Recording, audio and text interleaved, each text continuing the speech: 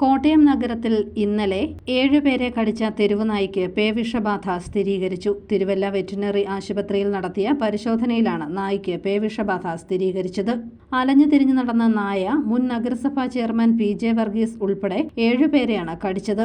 കായംകുളത്തു നിന്നും തൊടുപുഴയിലെ ഭാര്യ വീട്ടിലേക്ക് പോകാനായി KSRTC സ്റ്റാൻഡിൽ എത്തിയ യുവാവിനും നായുടെ കടിയേറ്റിരുന്നു. നഗരസഭാ അധികൃതരും ABC സെന്റർ ജീവനക്കാരും എത്തി നായയെ പിടികൂടിയെങ്കിലും നായ ചത്തതോടെ കടിയേറ്റവരും നാട്ടുകാരും ആശങ്കയിലായി. ഇതോടെയാണ് നായയെ തിരുവല്ലയിലെ വെറ്ററിനറി ആശുപത്രിയിൽ എത്തിച്ച് പോസ്റ്റ്മോർട്ടം നടത്തിയത്.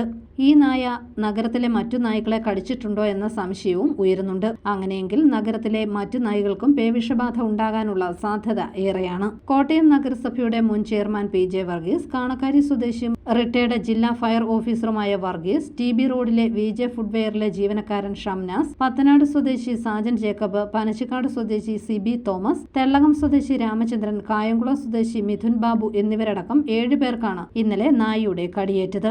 മാർക്കറ്റ് റോഡിൽ നിന്നും വഴിയാത്രക്കാരെ ആക്രമിച്ച നായ TB റോഡ് വഴി KSRTC ഭാഗത്തേക്ക് ഓടിയെത്തുകയായിരുന്നു. ഓടിയ വഴി കണ്ണിൽ കണ്ടവരെയെല്ലാം നായ ആക്രമിച്ചു. News bureau, Kottayam.